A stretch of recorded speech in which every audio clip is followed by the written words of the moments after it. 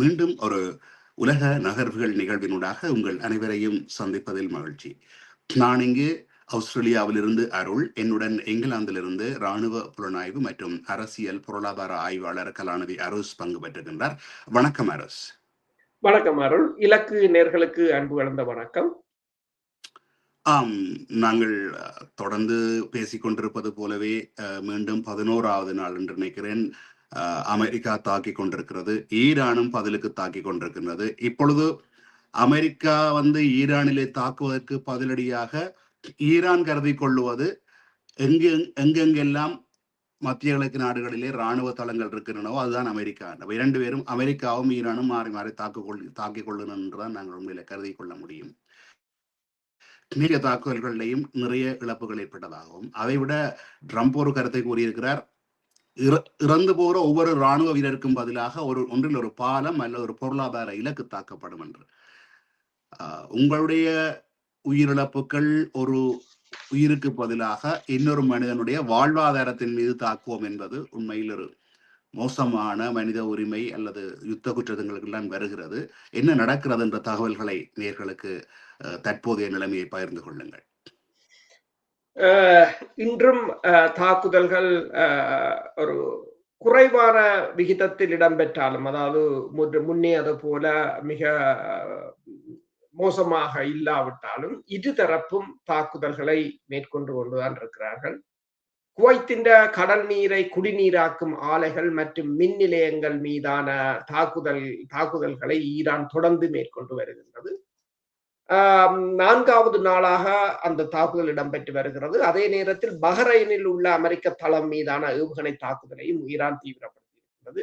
ஈரானின் ஏவுகணைகள் மற்றும் ஆளில்லாத விமானங்கள் மூலமான தாக்குதலை நடத்துவதைப் போல அமெரிக்க படைகளும் பஹ்ரைனில் மற்றும் குவைத்தில் இருந்து உள்ள தங்கள் தளங்களில் இருந்து ஈரானை நோக்கி ஹிமாஸ் ரக ஏவுகணைகள் மற்றும் குறுந்தூர ஏவுகணைகளால் தாக்குவதுடன் வான் தாக்குதல்களை நடத்தி வருவதாகவும், இந்த ஹோர்முஸ் நீரிணை இப்போது மூடப்பட்டே இருப்பதாகவும் கூறப்படுகிறது. அதே சமயம் இந்த தடையை தாண்டி செல்ல முயன்ற 4 கப்பல்களை ஈரான் தாக்கி சேதமாக்கியதாக கூறப்படுகிறது. இதே நேரம் ஈரான், அதாவது இஸ்ரேல் தான் அந்த நாட்டு இராணுவத்தை தயார் நிலையில் இருக்குமாறு கூறியிருக்கின்றது.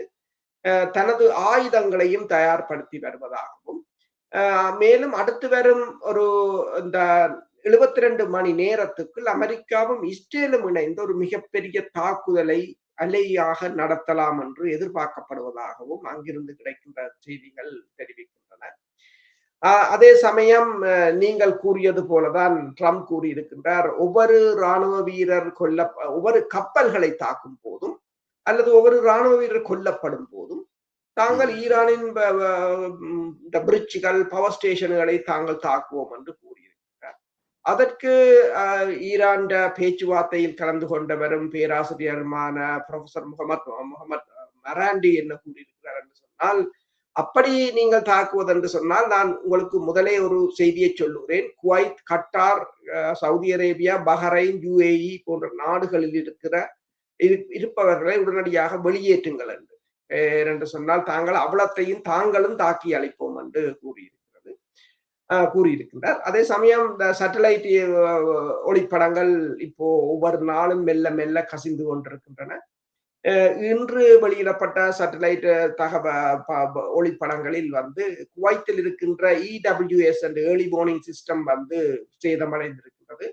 அமெரிக்காண்ட தொடர்ந்து இந்த ரடார்களைத்தான் ஈரான் குறிவைத்துக் கொண்டிருப்பது. ஏனென்று சொன்னால், அதை ரடாரை முடக்கிவிட்டால் அது குருடர்கள் மாதிரி அவர்களுக்கு பிறகு இந்த ஏவுகணைகளை கண்டறிவதோ அல்லது ஈரான் தாக்குதல்களை முன்கூட்டியே அறிவதோ அல்லது அதை தடுப்பதோ கடினமாகிவிடும். எனவேதான் இஸ்ரேலில் முதல் கூறினார்கள், முன்பு ஈரான் தாக்குதல் ஆரம்பித்ததும் அவர்களுக்கு அந்த பதுங்கு குழிகளுக்கு ஓடுவதற்கு மணத்தியால கணக்கான நேரம் கொடுக்கப்பட்டிருந்தது.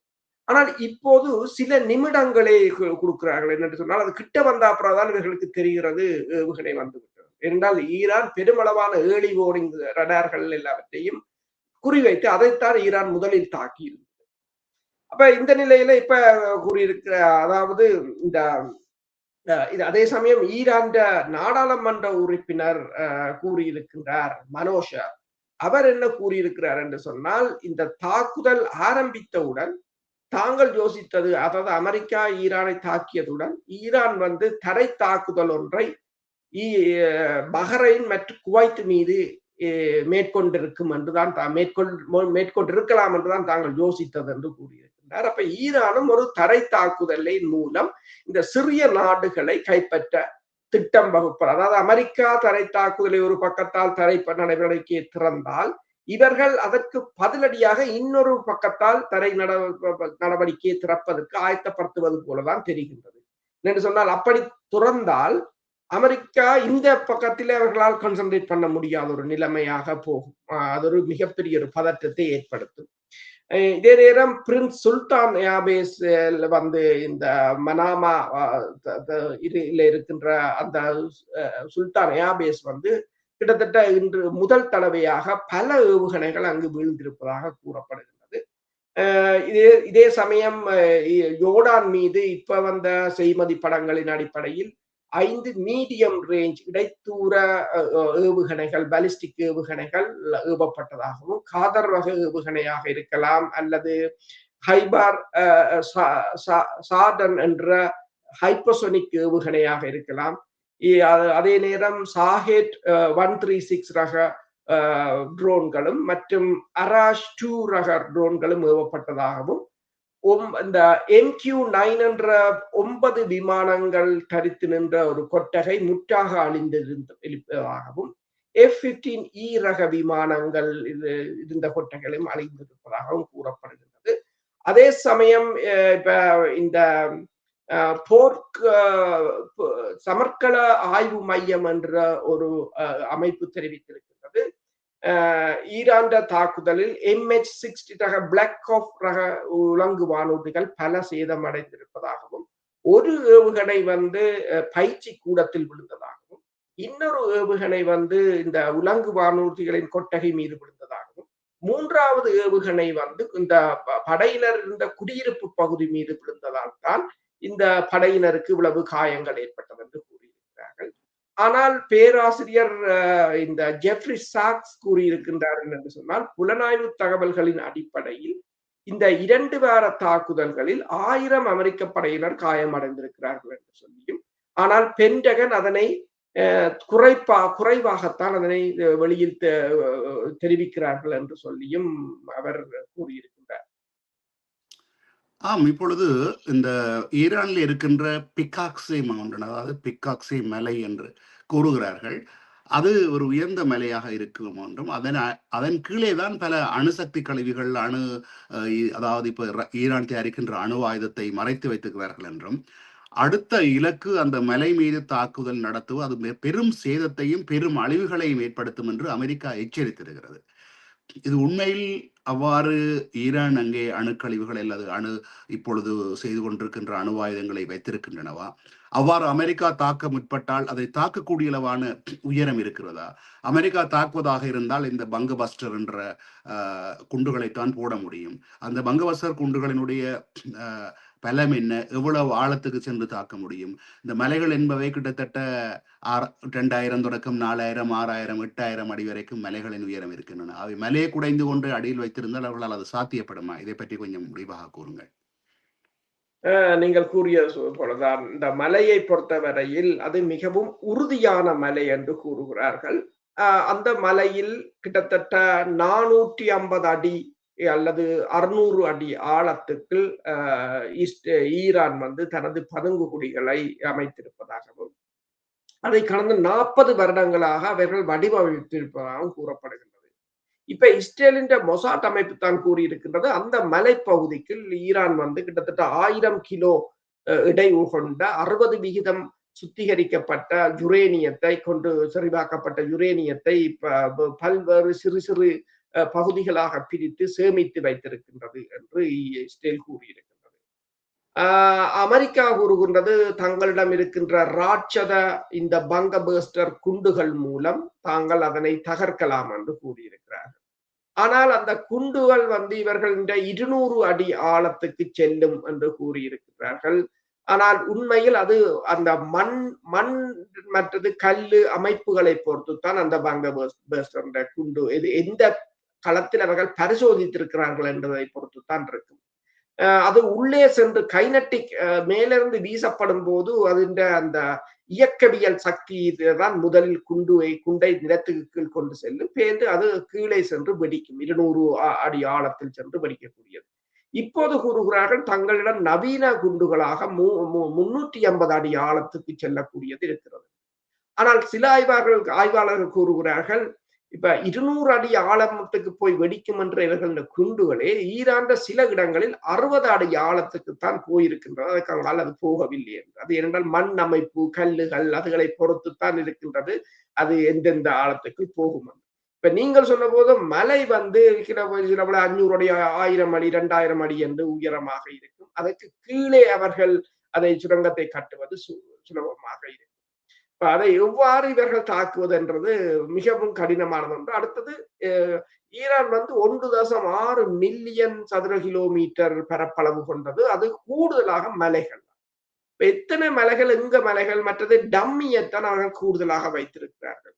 இப்ப எத்தனை குண்டுகள் வேண்டும் என்றதெல்லாம் மிகப்பெரிய ஒரு பிரச்சனை. இப்ப இன்று அமெரிக்காவின் பாதுகாப்புத்துறை செயலாளர், அதாவது போர்த்துறை செயலாளர் தான் இப்போது கூறுவது பீட்டர் ஹெக்ஸத் கூறியிருக்கின்றார். ஏற்கனவே $37 பில்லியன் செலவாகிவிட்டது. ஆனால் இப்போ இன்னும் $87 பில்லியன் தேவை. அது தேவை. அதை ஒதுக்காது விட்டால் இந்த போரில் ஈடுபடுகின்ற படையினருக்கு சம்பளம் கொடுக்க முடியாது, ஆயுதம் வாங்க முடியாது, சாப்பாடு கொடுக்க முடியாது என்ற பட்டியலை முன்னுக்கு வைத்திருக்கின்றார். ஆனால் நீங்கள் பார்க்கலாம், இது அமெரிக்கா இத்தனை மாதம் 4 மாதம் தான் போரில் ஈடுபட்டிருக்கிறது. ஆனால் ரஷ்யா இத்தனை வருடம் 4 வருடங்கள் போரில் ஈடுபட்டிருக்கின்றது.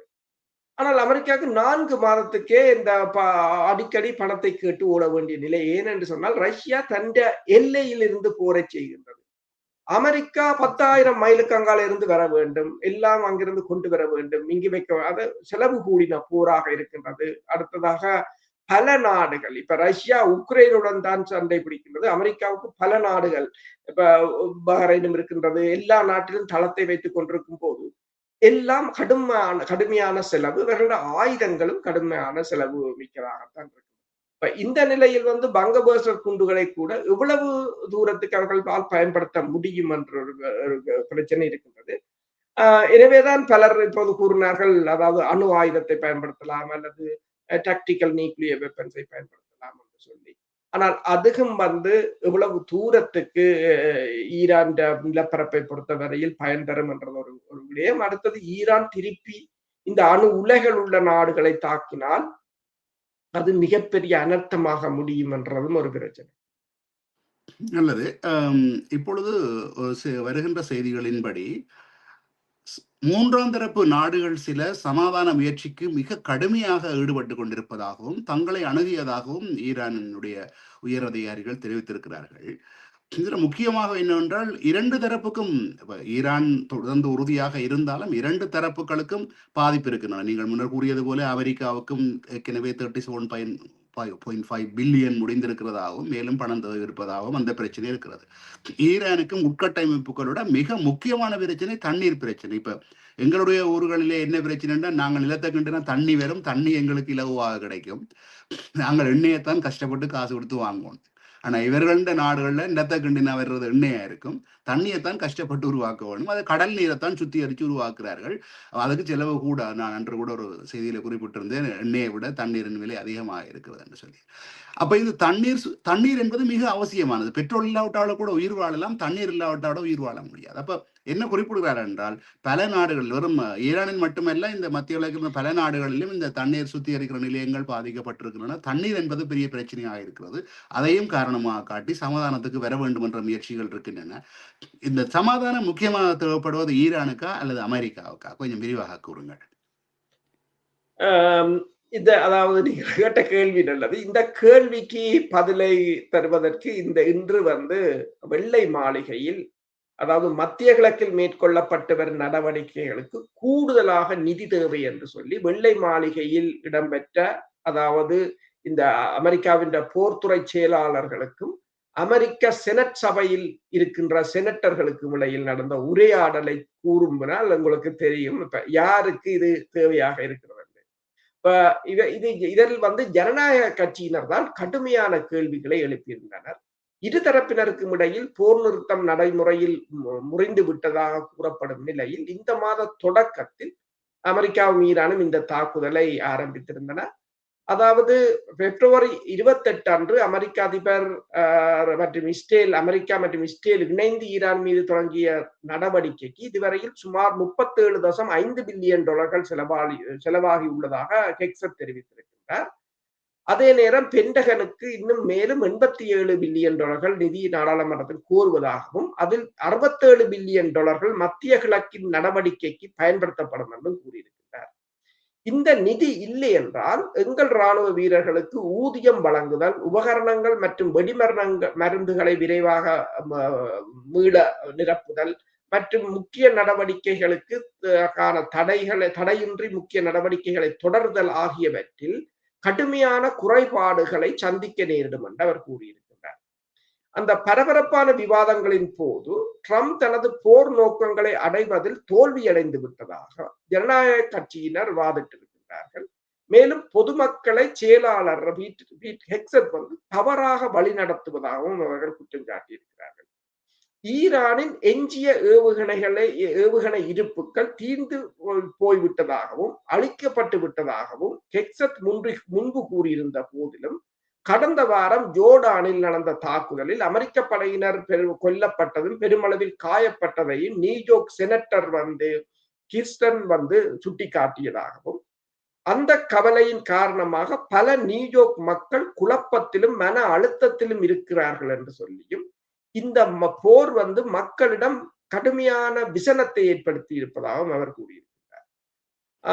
ஈரானின் பாதுகாப்புத்துறை கட்டமைப்பு, ஆனால் இதற்கு பதிலளித்த ஹெக்ஸட் என்ன கூறியிருக்கிறார் என்று சொன்னால், ஈரானின் பாதுகாப்பு கட்டமைப்பு நடைமுறையில் அழிந்து விட்டது, ஆனால் அவர்களிடம் நிலத்தடியில் வசதிகள் இருக்கின்றன. 47 ஆண்டுகளாக மலைகளுக்கு அடியில் தங்கள் ஏவுகணைகளை மறைத்து வைக்க முயன்று வருகின்றனர் என்று அவர் கூறியிருக்கிறார். அதே போல ஏவுகணை அச்சுறுத்தல்கள் 4 மாதங்களுக்கு முன்பே முறியடித்து விட்டதாக நீங்கள் கூறியிருக்கிறீர்கள் என்று ஜோர்ஜியாவை சேர்ந்த செனட்டர் ஜோன் பீட்டர் ஹெக்ஸத்திடம் கேள்வி எழுப்பிய போது அவர் என்ன கூறியிருக்கிறார் என்று சொன்னால், ஒவ்வொரு ஏவுகணையும் அழிக்கப்பட்டு விட்டதாக யாரும் கூறவில்லை, நாங்கள் அப்படி கூறவில்லை, எல்லாவற்றையும் அழித்து விட்டோம் என்று கூறுகிறார். அவர்கள் ஏவுகணைகளை ஏவும் திறனை முழுமையாக இழப்பார்கள் என்று நாங்கள் ஒருபோதும் எதிர்பார்க்கவில்லை. ஏவுகணை தாக்குதல்களை பொறுத்தவரையில் ஈரானால் அமெரிக்காவை நேருக்கு நேர் சந்திக்க முடியாது, அதைத்தான் தன்னால் உறுதிப்படுத்த முடியும் என்று கூறியிருக்கிறார். இப்ப இதுல பார்த்தீர்கள் என்று சொன்னால், அவர் இன்னொன்றை கூறியிருக்கிறார் என்று சொன்னால், ட்ரம்ப் நாட்டை முட்டாள்தனமான போர்களில் சிக்கிக்கொள்ள அனுமதிக்க மாட்டார் என்று கூறிய அவர் ராணுவ நடவடிக்கை மிகவும் பயனுள்ளது என்றும் நியாயப்படுத்தி இருக்கிறார். இந்த பேச்சுவார்த்தையில பார்க்க போனால் இப்போது இவர்களே முன்னர் கூறியதை இப்போது மறுக்கிறார்கள். எல்லாம் அழிந்து விட்டது, கடற்படை. இப்ப இன்னொரு செனட்டர் கேட்டிருக்கிறார், நீங்கள் சொன்னீர்கள் ஈரான் கடற்படை அனைத்தும் கடலுக்கு கீழ் இருக்கிறது, அப்ப என்னென்று ஹோர்முஸை திறக்க முடியாமல் இருக்கிறது என்று இப்போ கேட்டிருக்கிறார். ஹோர்முஸை தக்க வைக்கிறது ஈரான் கடற்படை. இப்ப ஈரான் கடற்படை தான் இப்போது கப்பல்களை தாக்குகிறது, கப்பல்களை போக விடாமல் செய்கிறது. இன்றும் 22 கப்பல்கள் இந்த 20ஆம் தேதியும் 21ஆம் தேதியும் 22 கப்பல்கள் போயிருக்கின்றன. அதுல 16 ஈரான் பக்கத்துக்குள்ளால் தான் போயிருக்கிறது. அப்ப அவர்கள் கேட்டிருக்கிறார்கள், என்னென்று ஈரான் கடற்படையை மூழ்கடித்த நீங்கள் அது என்னென்று இருக்கிறது என்று சொன்னால் அதுக்கும் இவர்களிடம் தெளிவான பதில் இல்லை. அப்ப இந்த ஒட்டுமொத்தமாக இப்ப நடந்த போரிலும் இப்ப 2 வாரங்களில் இப்ப இன்றைக்கு எண்ணெய் விலை $95 உயர்ந்து விட்டது. எல்லோரும் எச்சரித்துக் கொண்டிருக்கிறார்கள், நீங்கள் கையிருப்பில் இருக்கிறதை எடுத்து நீங்கள் மனிப்புலேட் பண்ணி இந்த ஷேர் மார்க்கெட்டை மனிப்புலேட் பண்ற மாதிரி இந்த எண்ணெயை மனிப்புலேட் பண்றீங்க, அது ஒரு அளவுக்கு தான் அது தாங்கும், அதுக்கு மேல அது தாங்காது. இன்றைக்கு பாத்தீங்கன்னு சொன்னால் இந்த ஜெர்மனில இருக்கின்ற கார் ஓட்டுநர்கள் செக் ரிப்பப்ளிக்ல பக்கத்து போர்டருக்குள்ள போய் அங்கதான் பெட்ரோல் அடிச்சு கொண்டு வருகிறார்கள் என்றால் அங்க 80 சென்ட்ஸ் ஒரு லிட்டருக்கு குறைவு. எக்ஸாம்பிள் இங்க வந்து ஒரு $1 இருந்தா €1 இருந்தா அல்லது €2 இருந்தா அங்க 1.2 யூரோவாக இருக்கிறதுனால அங்க எத்தனை நாளைக்கு அவர்கள் அங்க போய் அடிக்கலாம்ன்றது ஒரு பிரச்சனை. எத்தனை நாளைக்கு இப்படி அலைஞ்சு திரிக்கலாம்ன்றது இது மக்கள் மத்தியில். இப்ப பிரித்தானியாவில் கூட ஆண்டி பேர்னம் வந்திருக்கிறார். ஆனால் அவருக்கு அடுத்தது என்ன செய்யறது என்று தெரியாத ஒரு நிலையாகத்தான் இருக்கிறார் என்று சொன்னால் எங்கிருந்து பிரச்சனை என்னவென்று சொன்னால் ஜனம் போரை பற்றி யோசிக்கவில்லை. வாழ்க்கை செலவைத்தான் ஜனம் யோசிக்குது. குறிப்பாக இந்த ஐரோப்பிய நாடுகளில் மட்டும், சிங்கப்பூர், ஐரோப்பா மற்றும் நியூசிலாந்து போன்ற நாடுகள் மட்டும் எதற்காக தெரியவில்லை, மற்ற நாடுகளுடன் ஒப்பிடும் பொழுது பெட்ரோலிய விலை 2 மடங்காக இருக்கு. அதுக்கான காரணம் எனக்கு புரியவில்லை. இப்ப அமெரிக்காவை கூட நீங்கள் நேற்று கூறினீர்கள், ஒரு கலன் தான், அது 4.5 லிட்டர் என்பது ஒரு கலன் என்று நினைக்கிறேன். ஒரு கலன் தான் $4. அப்போ ஒரு லிட்டர் 80-90 தான், அதாவது US டாலர்ஸில் போகின்றது என்று பார்த்தால் உங்களுக்கு கன்வெர்ட் பண்ணி பார்த்தா $1.20 சென்ட்ஸ், $1.30 உங்களுக்கு இருக்க வேண்டும். ஆனால் யூரோவில் பார்த்தாலும் கூட கிட்டத்தட்ட $1 குறைவாக இருக்க வேண்டும். ஆனால் உங்களுக்கு ரெட்டிப்பு மடங்காக இருக்கிற உங்களுக்கு இந்த விலை அதிகரிப்பு மேலும் அதிகரிப்பாகத்தான் இருக்கு. கொடுங்க.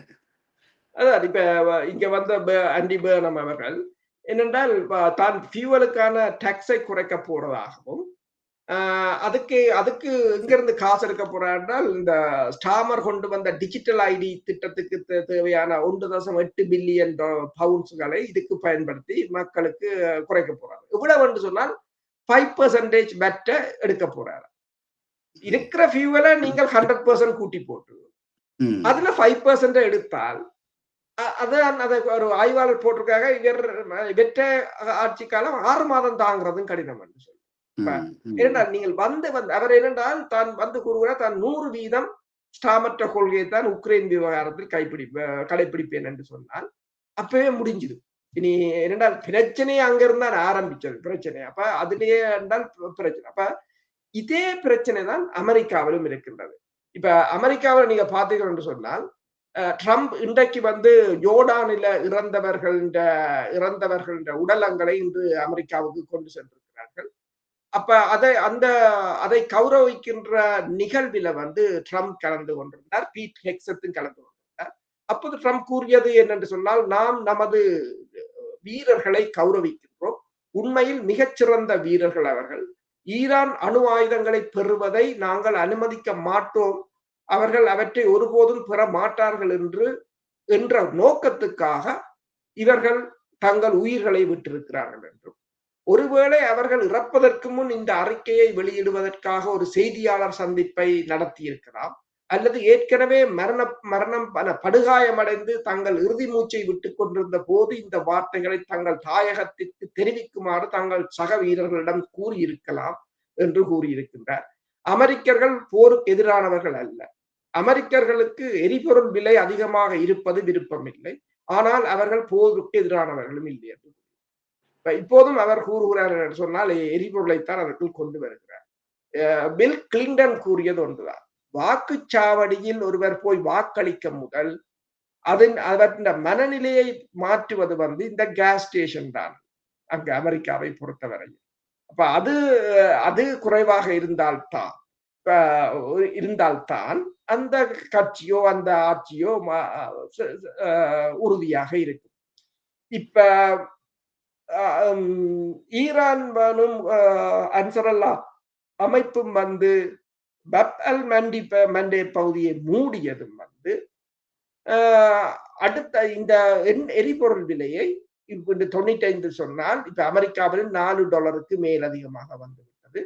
இன்னும் ஒரு 2-3 மாதங்களில் இடைக்கால தேர்தல் வந்துவிடும். அதே போல இஸ்ரேலும் தேர்தலை சந்திக்க போகிறது என்னும் போது இந்த போரை இவர்கள் ஒரு நீண்ட காலத்துக்கு நடத்த முடியாது. ஆனால் அமெரிக்காவின் ஓய்வு பெற்ற ஜெனரல் என்ன கூறியிருக்கிறார் என்று சொன்னால், இந்த போர் ஈராக் போரை போல 20 வருடங்கள் தொடரலாம் என்று கூறியிருக்கிறார். நல்லது. இப்பொழுது இந்த ஐரோப்பிய வான் பாதுகாப்பு நிறுவனம் ESA என்று கூறப்படுகிறது சொல்லியிருக்கிறது, ஜோர்டானையும் பறக்கக்கூடாத நாடுகளின் பட்டியல்கள், உதாரணத்துக்கு ஈரான், ஈராக், லெபனான் போன்ற நாடுகளுடன் ஒப்பிடுகின்ற பொழுது இன்னும் சில நாடுகள் இருக்கின்றன நினைக்கிறேன். இப்பொழுது ஜோர்டானையும் பறக்கக்கூடாத நாடுகளின் பட்டியல் நினைத்திருக்கிறது. ஆனால் துபாயை பொறுத்த வரைக்கும் இன்னமும் துபாயினூடான, அதாவது துபாய் ஒரு ஹப் என்று சொல்லலாம், அதாவது இணைப்பு மையமாக இருக்கிறது. முக்கியமாக பல நாடுகளிலிருந்து துபாய்க்கு வந்து மற்ற நாடுகளுக்கு மாறி செல்கிறார்கள். ஆனால் துபாய் விமான நிலையம் இன்னும் இயங்கிக் கொண்டிருப்பதற்கு ஏதோ ஒரு டீல் ஒன்று, அதாவது ஏதோ ஒரு வகையில ஈரானுடன் அவர்கள் ஒரு உடன்பாட்டுக்கு வந்திருக்கிறார்கள். ஒரு வியாபார நாடு தானே, அது வியாபார நாடு. வியாபாரத்தை எப்பொழுதும் கவனத்தில் உள்ளவர்களுக்கு நண்பன் எதிரி என்றதில்லை. அவர்கள் பாம்புக்கு தலையும் மீனுக்கு வாழும் போல அமெரிக்காவுக்கு நண்பனாயும் ஈரானுக்கும் வந்து நீங்க முன்னரும் கூறியிருந்தீர்கள், துபாய்க்குள்ளாலாம் தடை செய்யப்பட்ட பொருட்கள் கப்பலூடாக வந்து கொண்டிருக்கின்றன என்று. அந்த டீலியம் அடிப்படையில் தான் இந்த, அதாவது இந்த இந்த நாடுகளில் எல்லாம் விமான பரப்புகள் தடை செய்யப்பட்டிருந்தாலும் துபாயினூடான விமான போக்குவரத்து தொடர்ந்து நடைபெறுகிறது. இதை பற்றி கொஞ்சம் கூறுங்கள். இதே இன்று முழுக்க இன்று பல ஆய்வாளர்கள் இதை சுட்டிக்காட்டி விட்டார்கள். என்னென்று சொன்னால், முதல் நடந்த போரில், அதாவது முதல் போரில் வந்து அதிகமாக அடி வாங்கினது துபாய் தான். கிட்டத்தட்ட 1500க்கு மேற்பட்ட ஏவுகணைகள், ட்ரோன்கள் என்று சொல்லி. ஆனால் இந்த முறை துபாய் அமைதியாக இருக்கின்றது. அப்ப ஏனென்று பார்த்தால், துபாய் வந்து ஈரானுடன் மல்டி பில்லியன் என்று சொல்கிறார்கள், பல பில்லியன் டாலர்கள் பெறுமதியான ஒரு பின் கதவான உடன்படிக்கையை எட்டிவிட்டது என்று கூறுகிறார்கள். ஏனென்று சொன்னால், இப்ப துபாய் வந்து முன்னர் வந்து இந்த அமெரிக்கான தடைகள் இந்த 40 வருடங்களாக இருந்த போது ஈரான் வெளிநாட்டு டிரான்சாக்சனை வந்து துபாயின் வங்கிகளுக்கு கூடாகத்தான் செய்கிறது. துபாயும் அதை விட்டுட்டு இருந்தது என்றால், எந்த காசு உள்ளுக்கு வந்தாலும் துபாய் விட்டுடும் என்று சொன்னால் அவர்கள் அது வளர்ச்சிக்கு உதவும். ஆனால் அமெரிக்கா என்ன சொன்னது என்று சொன்னால், அந்த காசை பயன்படுத்தி ஈரான் பொருளாதாரத்தை அமுக்கி, அதாவது இவர்களுக்கு 2 நோக்கம்.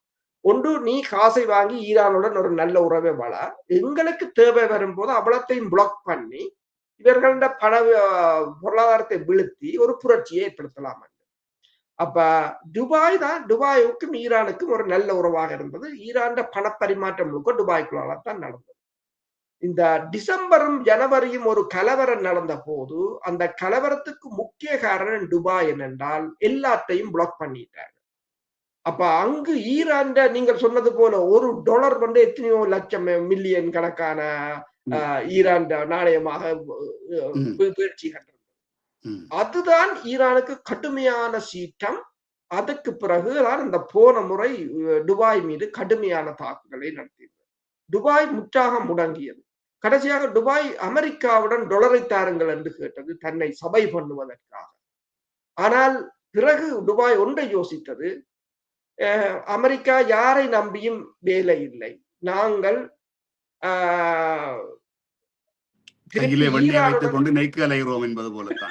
ஈரானுடன் போவோம் என்று சொல்லி இப்போது அந்த பணங்களை எல்லாம், அதாவது ஈரான் முடக்கப்பட்ட பணங்களை எல்லாம் ரகசியமாக விடுவித்து ஒரு அண்டர் டேபிள் என்று சொல்றது, அப்படி ஒரு டீலுக்கு துபாய் UAE வந்து விட்டது என்றுதான் கூறுகிறார்கள்.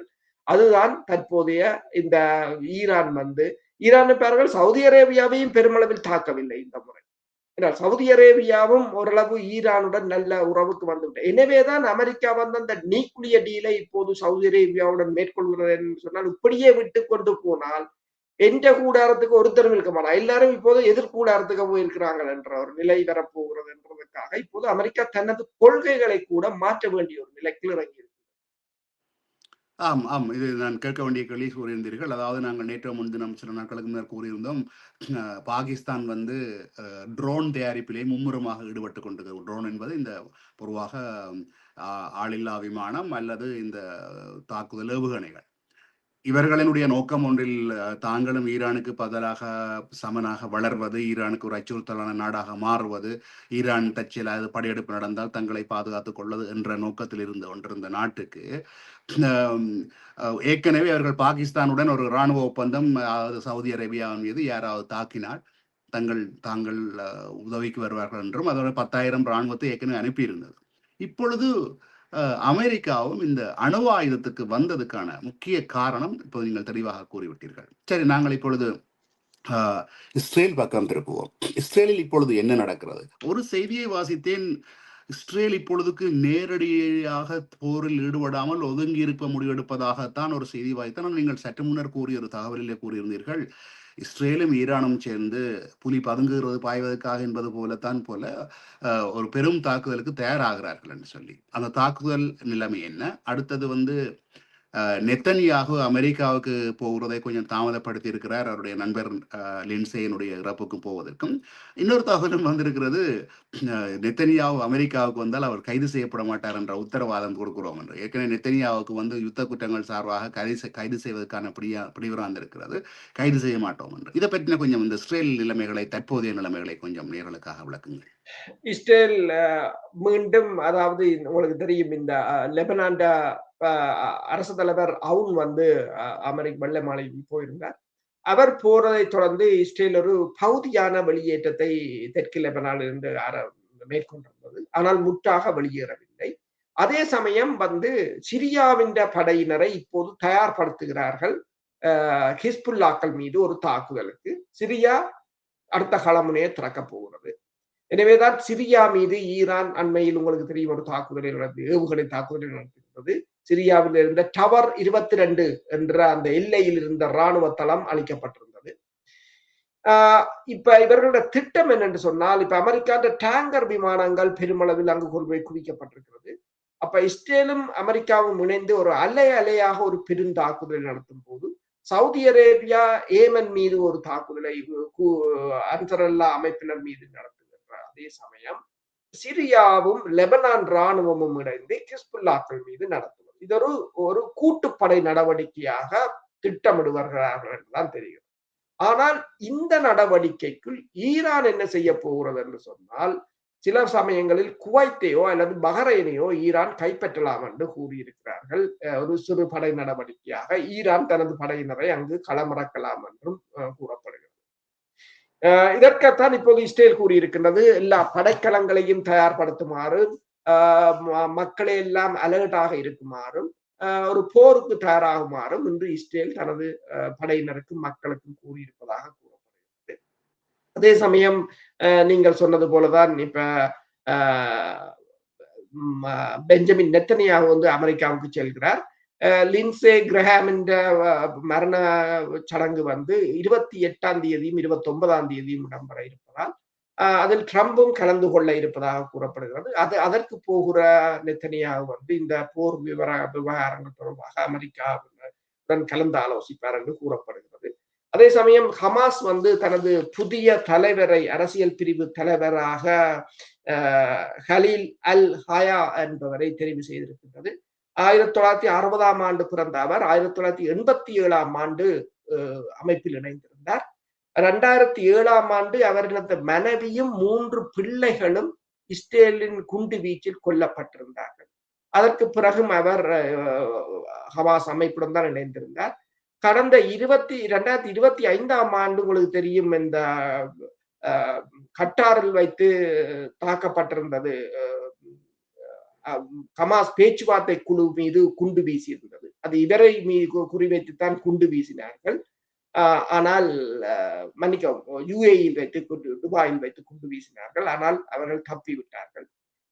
இப்போது ஜாஜா சின்வர் வந்து முதலில் அரசியல் பிரிவு தலைவராக இருந்தார். அவர் 2024ஆம் ஆண்டு கொல்லப்பட்ட பிற்பாடு இப்போது இவரை தலைவராக போட்டிருக்கிறார்கள். அதே சமயம் இப்ப நியூயார்க்கின் மேயர் வந்து மம்தானி என்ன கூறியிருக்கிறார் என்று சொன்னால், பெஞ்சமின் நெத்தனியாகு ஒரு போர்க்குற்றவாளி என்று சொல்லியும், பலஸ்தீன மக்களுக்கு எதிராக பயங்கரமான இனப்படுகொலையை செய்தவர் என்று சொல்லியும், அவர் ஒரு போர்க்குற்றவாளி, 73,000 மக்களை படுகொலை செய்தவர். எனவே அவர் இங்கு வரும்போது கைது செய்ய முடியுமா முடியாதா என்றதை தாங்கள் இந்த நியூயார்க்கில் இருக்கிற சட்டங்களை ஆய்வு செய்து தாங்கள் முடிவு செய்வோம் என்று அவர் கூறியிருக்கிறார். அதாவது நூற்றுக்கணக்கான மனிதாபிமான பணியாளர்கள், குழந்தைகள், பெண்கள், பத்திரிகையாளர்கள் போன்றவர்களின் உயிரிழப்புக்கு அவரே பொறுப்பு என்று சொல்லியும், மக்களை பட்டினி போட்டுக் கொன்றவர் என்று சொல்லியும், மருத்துவங்களை தடை செய்தவர் என்று சொல்லியும், குழந்தைகளுக்கு மயக்க மருந்து கொடுக்காமலே கால்கைகளை வெட்டி அகற்ற வேண்டிய நிலையில் இருந்ததாகவும் அவர்கள் கூறியிருக்கிறார்கள். இதே போலதான் இந்திய இராணுவத்தின் தாக்குதலின் போது அப்போ மூலா வைத்தியசாலை தான் இயங்கிக் கொண்டிருந்தது. எனது சொந்தக்கார ஒரு பெண்மணி தான் செல் விழுந்து கால், ஒரு மயக்க மருந்தும் இல்லை, வால் பிளேட்டை வந்து மெழுகுதிரியில் சூடாக்கி அந்த ஸ்டெரிலைசேஷன் செய்துட்டு அதால அமர்த்தி பிடிக்க வெட்டி எடுத்தது காலை. அப்படித்தான் அப்படியான கொடூரங்களானதான் இந்த போர் என்பது ஒரு கொடூரமானதுதான். ஆனால் இதற்கு பதிலளித்த இஸ்ரேலுக்கு ஐநாவுக்கான இஸ்ரேலின் தூதுவர் என்ன கூறியிருக்கிறார் என்று சொன்னால், நியூயார்க் மேயர் வந்து நெத்தனியாவை கைது செய்ய போவதாக கூறியிருக்கிறார். ஆனால் இது மம்தானிக்கு நான் ஒன்றை கூற விரும்புகிறேன். ஜனநாயகத்துக்கு எதிரான பாதையை நீங்கள் தேர்ந்தெடுத்துள்ளீர்கள். பயங்கரவாதத்துடன் கைகோத்து இருக்கிறீர்கள். நீங்கள் உங்களுக்கு ஒரு செய்தியை நான் உங்களுக்கு மிரட்டல் என்ற எந்த சட்டபூர்வமான அடிப்படையிலும் சொல்லவில்லை. ஆனால் சொல்கிறேன், அமெரிக்கா சர்வதேச குற்றவியல் நீதிமன்றத்தில் உறுப்பினர் நாடு அல்ல. எனவே அந்த அந்த உறுப்பினர் நாடு இல்லாத நாட்டில் இருக்கிற நீங்கள் இஸ்ரேலிய அதிபரை கைது செய்ய, பிரதமரை கைது செய்ய முடியாது என்று கூறியிருக்கிறார். அதாவது இந்த ஐநாவுக்கு அரபாத் ஆகியோர், ஜசார் அரபாத் போன்றவர்கள் கூட வந்து போனவர்கள், அவர்களுக்கெல்லாம் நீங்கள் ஆதரவு அளித்தவர்கள் என்று சொல்லியும், பெஞ்சமின் நெத்தனியாகு அப்படிப்பட்டவர் அல்ல என்றும், அதாவது இந்த பலஸ்தீன தலைவர்களைப் போல அவர் வந்து பயங்கரவாதி இல்லை என்று சொல்லியும், அவர் பயங்கரவாதத்தை எதிர்த்து போராடும் ஒரு ஜனநாயக நாட்டின் தேர்ந்தெடுக்கப்பட்ட பிரதமர். ஓகே, தேர்ந்தெடுக்கப்பட்ட பிரதமர் அவர். மற்ற நாடுகள் எல்லாம் தேர்ந்தெடுக்காத பிரதமரே. நீங்கள் இப்ப மதுரோவை எல்லாம் தூக்கி கொண்டு போனார்கள் வெனிசுலாவிலிருந்து. அவரும் அந்த நாட்டால் தேர்ந்தெடுக்கப்பட்டவர். இந்த அவ்வாறு தேர்ந்தெடுக்கப்பட்டவர், சதாம் ஹுசைன் தேர்ந்தெடுக்கப்பட்டவர் என்று இந்த அறிக்கை, அது இதுல நேரம் பத்தாது, அவருடைய பெரிய ஒரு அறிக்கையை இந்த மம்தானியை நோக்கி பேசி கொடுத்திருக்கிறார். அதாவது கருத்தியல் ரீதியாக ஒரு கடும் மோதல் இடம்பெற்றது. இப்பொழுது நாங்கள் உக்ரைன் பக்கமாக செல்லுவோம். உக்ரைன்ல ஒரு ஒரு ஒரு ஸ்திரமற்ற ஒரு ஆட்சி மீதான ஒரு ஸ்திரமற்ற நிலைமை காணப்படுகிறது. முதலிலே அந்த நாட்டு பிரதமர் பதவி நீக்கப்பட்டார், பின்னர் பாதுகாப்பு அமைச்சர் பதவி நீக்கப்பட்டார், தற்பொழுது இராணுவ தளபதி பதவி நீக்கம், அதாவது நீக்கப்படுதல் என்றது நடந்து கொண்டிருக்கிறது. அங்கே யார் இந்த செல்வாக்கு செலுத்துகிறார்கள்? அந்த ஸ்திரத்தன்மை இல்லாமல் போவதற்கு அது ரஷ்யாவினுடைய நடவடிக்கையா, அல்லது மக்கள் மீது உள்ள மக்களின் மனப்பான்மையை பிரதிநிதித்துவப்படுத்தி அந்த யுத்தத்தை நிறுத்த சொல்லி கருத்து சொல்லக்கூடிய பிரதமரோ இராணுவ தளபதியோ பாதுகாப்பு அமைச்சரோ காரணமா? என்ன காரணத்துக்காக இவர்கள் நிறுத்தப்படுகிறார்கள்? இதன் விளைவு என்னவாக இருக்கும்? உக்ரைனுக்குள் உள்ளுக்குள் உள்ளக முரண்பாடுகள் மிக கடுமையாக அதிகரித்து வருகின்றது. முதலில் உங்களுக்கு தெரியும், பிரதமர் மாறியிருந்தார். அதற்கு பிறகு பாதுகாப்பு அமைச்சரை நீக்கி இருந்தார்கள். தற்போது இந்த இராணுவத்தின் பிரதம அதிகாரி வந்து சீஃப் ஆஃப் ஸ்டாஃப் வந்து இன்று பதவியிலிருந்து துரத்தப்பட்டிருக்கிறார். அதே போல இந்த பாதுகாப்பு அமைச்சருக்கு எதிரான நடவடிக்கைக்கு எதிராக மக்கள் கூட பல இடங்களில் போராட்டங்களை நடத்தியிருந்தார்கள். என்னும் போது அங்கிருந்து கிடைக்கின்ற தகவல்களை பொறுத்தவரையில் உக்ரைனுக்கு உள்ளக மோதல்கள் கடுமையாக அதிகரித்திருப்பதாகவும், என்னென்று சொன்னால் நிதி பற்றாக்குறை, மற்றது தொடர்ச்சியாக போரினால் ஏற்படுகின்ற அழிவுகள், ஒரு வெற்றியை எட்ட முடியாத நிலை. ஏனென்று சொன்னால் ஆய்வாளர்கள் என்ன கூறுகிறார்கள் என்று சொன்னால், இவர்கள் இப்ப ரஷ்யாவின் ஆயில் டிப்போவல், எண்ணெய் தாங்கிகள், கப்பல்களை அடித்தால் அது பெருமளவில் எரியும். இப்ப நீங்கள் எண்ணெய்க்கு நெருப்பை போட்டால் அது பெரும் புகையாத்தான் எரியும். அதை படம் எடுத்து இவர்கள் ஒரு பிரச்சாரமாக பயன்படுத்துகிறார்களே தவிர, அதை ஒரு புரோபகண்டாவுக்காக செய்கிறார்களே தவிர, களமுனையில் வந்து ரஷ்யா தெளிவாக முன்னேறி கொண்டு வருகிறது. களமுனையில் அவ்வாறான நிலைமை இல்லை. நாங்கள் போன முறை கூட கழிச்சிருந்தோம். இவர்கள் 501 சடலங்களை கொடுத்திருக்கிறார்கள், இவர்கள் 31 சடலங்களை தான் கொடுத்திருக்கிறார்கள் என்னும் போது விகிதாசாரம் மிக மிக கடும். அது வந்து இப்ப இந்த வாரமும் IMF வந்து $7 பில்லியன் கொடுத்திருக்கிறது. இவ்வாறு கடன்களை வாங்கி கொண்டுதான் தொடர்ச்சியாக இருக்கிறார்கள். இப்போது ரஷ்யா வந்து இந்த ஒடிசா துறைமுகத்தில் இருக்கின்ற விநியோக தளங்கள் முழுத்திலையும் அடித்திருக்கு. ஒரு கேஸ் ஸ்டேஷன், பெட்ரோல் ஸ்டேஷன் எல்லாத்தையும் அடிச்சு போட்டாங்க. இப்ப பவுசர்ல கொண்டு திரிஞ்சுதான் பெட்ரோல் கொடுக்கிறார்கள். ஆனால் இது வருஷக்கணக்கில் செல்ல முடியாது. அவர்கள் கூறுகிறார்கள், இந்த விண்டருக்கு என்னென்று நீங்கள் தாக்கு பிடிப்பீங்கள், இந்த குளிர்காலம் தொடங்கி விட்டால். மிகவும் அது உங்களுக்கு தெரியும், ரஷ்யா உக்ரைன் பக்கம் என்ன மாதிரி குளிர் என்று சொல்லி கடும் குளிர், -35 எல்லாம் போகும். அந்த அப்ப குளிர் இந்த காரணமாகத்தான் வந்து அதாவது ஹிட்லர் அனுப்பப்பட்ட 5,00,000 படைகளும் குளிரை சொல்ல சொல்ல கீழே அனுப்பித்தான் குளிரால் தான் தோற்றார்கள் என்று சொன்ன வரலாறும் இருக்கிறது. ஆமா. உண்மைதான். அ அதாவது ஜெர்மன் ரஷ்யா மீது படையெடுக்க போகும்போது, அப்போது ஸ்டாலின் இருந்தவர். ஸ்டாலின் ம். கேட்டது ஒன்றுதான், அவர்களுடைய டேங்குகள் வந்து குளிருக்கு இயங்குற அளவுக்கு மாடிஃபை பண்ணியிருக்கணும்டா அவங்க சொன்னாங்களா இல்லையேன்ட்டு. ம். அப்ப எங்கட ரஷ்யா குளிருக்கேற்ற உடைகளாவது ராணுவத்துக்கு தயார்படுத்தியிருக்காங்கன்னா இல்லையேன்டா. அப்ப சொன்னா அப்ப வரட்டும் விடன்னு. என்றால் அதே மாதிரி தான் முடிஞ்சது. அதே போன்ற ஒரு நிலைமை, உள்ளக நிலைமைகள் இப்போது உக்ரைன் உள்ளக நிலைமை மிக மிக மோசமாக இருக்கிறது. இதை ஐரோப்பிய நாடுகளும் கையாள முடியாத ஒரு நிலையாக இருக்கின்றது.